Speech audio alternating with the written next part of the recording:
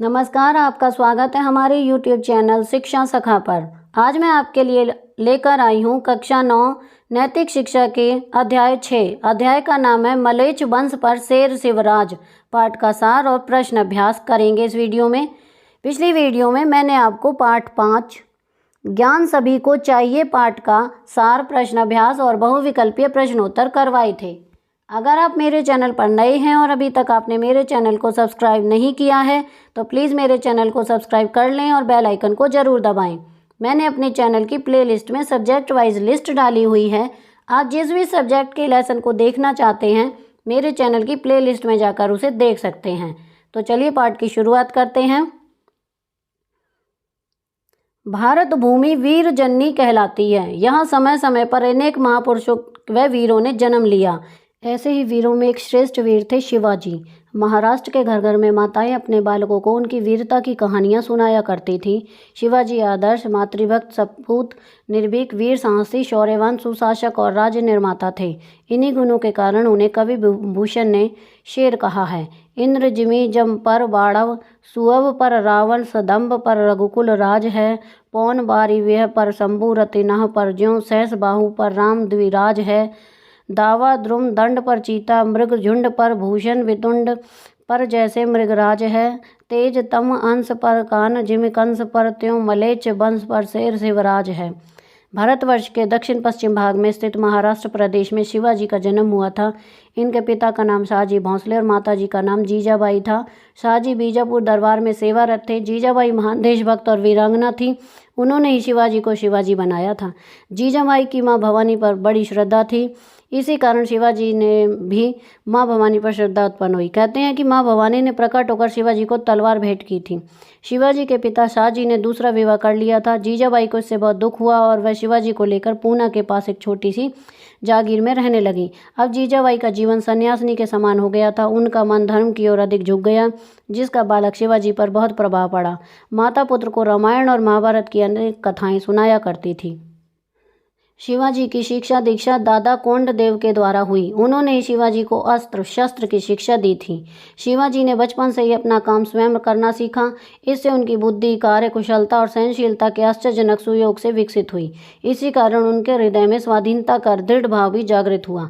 शिवाजी बाल्यावस्था से ही बड़े वीर, साहसी और निर्भीक थे। एक बार शाहजी बालक शिवाजी को बीजापुर के बादशाह के दरबार में ले गए। शाहजी ने बालक शिवाजी से कहा, तुम बादशाह को झुककर सलाम करो। पर शिवाजी ने न तो सलाम किया न झुककर नम्रता प्रकट की। शाहजी ने भी डांट फटकार की तो भी शिवाजी ने उत्तर दिया कि आपको तो मालूम है कि मैं अपनी माता और भवानी माँ को छोड़कर किसी के सामने अपना मस्तक नहीं झुकाता।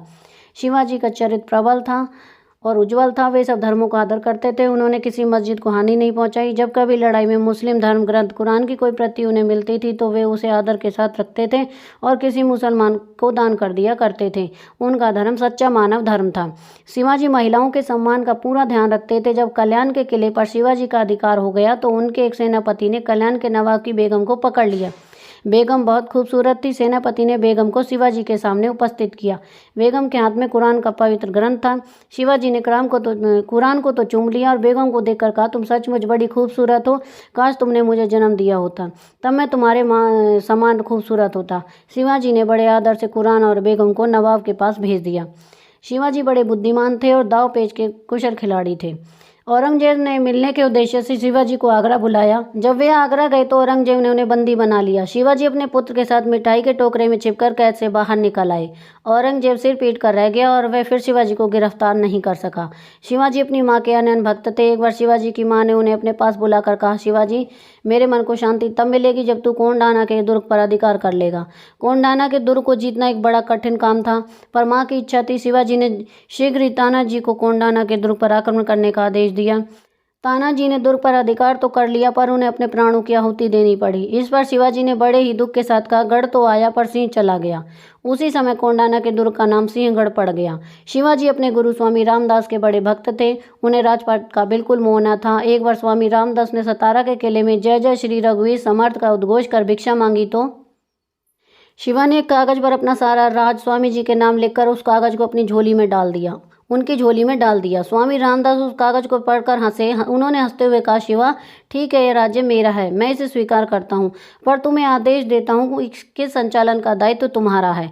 शिवाजी ने अनेक लड़ाइयों में विजय प्राप्त की। उन्होंने मुगलों को महाराष्ट्र से निकालकर स्वतंत्र राज्य की स्थापना की। वास्तव में भारत के नक्शे में महाराष्ट्र एक ऐसा राज्य था जो औरंगजेब के शासनकाल में स्वतंत्र हो गया था। इसका श्रेय शिवाजी को ही जाता है।